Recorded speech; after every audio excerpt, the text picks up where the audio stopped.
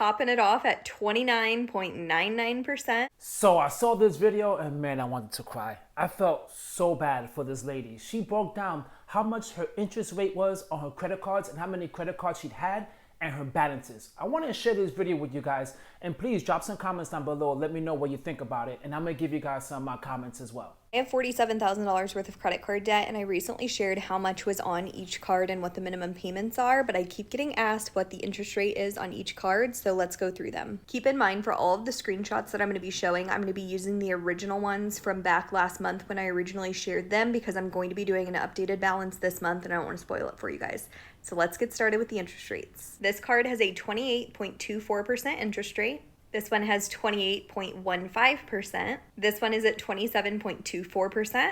Topping it off at 29.99%, 20.74%, 27.74%, 18.99%. And on the totally opposite end of the spectrum, we have 12.99%. We are almost an entire month out from when I originally shared the balances on each card, so let me know if you guys want to see an updated one for this month now that all the minimum payments have been made. As a reminder, in June, we started at $55,000 worth of debt, and we've made our way down to $47,000, so we are making progress, but it is slow. I love you so much. Those credit card balances are insane, and the amount of interest rate that she's paying is insane.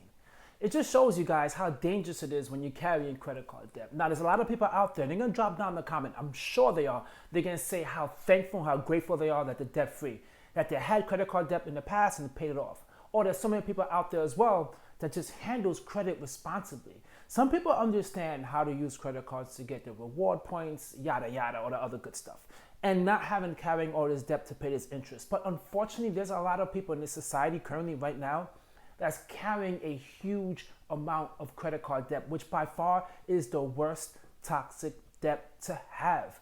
It's not just the simple fact of the interest rates of being so high. It's the fact of you paying for your past mistakes and you're continually paying for it. Whatever you bought 2-3 years ago that was on sale, forget about all that. If you're paying the credit card right now with that balance, it wiped out whatever sale you have. Right now, the credit card companies are winning. That's why you really need to just be very careful when you use credit cards. I'm not anti-credit card.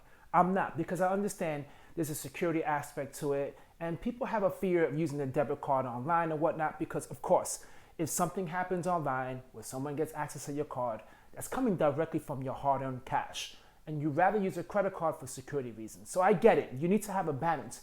But you cannot just start buying random things with your credit cards, okay? You still need to have a budget in place and know, okay, by the end of the month, whatever balance I have, I'm gonna pay the full balance off, okay? Not strictly just, I have a budget, but now I wanna go shopping, I wanna do all these things where it's like no part of your budget whatsoever.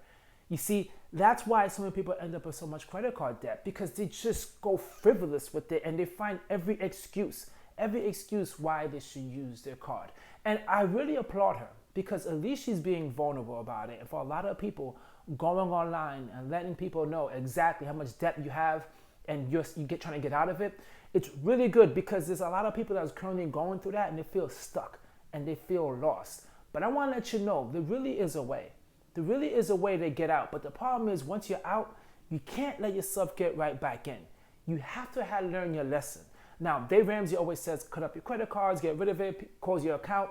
Yes, if you know you're that bad with credit card debt, yes, do that. If you're not a credit card person, do that. But credit cards could be a part of your life, but you just need to be extremely responsible with it. You cannot justify your purchases by, oh, I'm getting cash back, or oh, I'm getting rewards. You can't do that. It's either you could afford it or you can't afford it.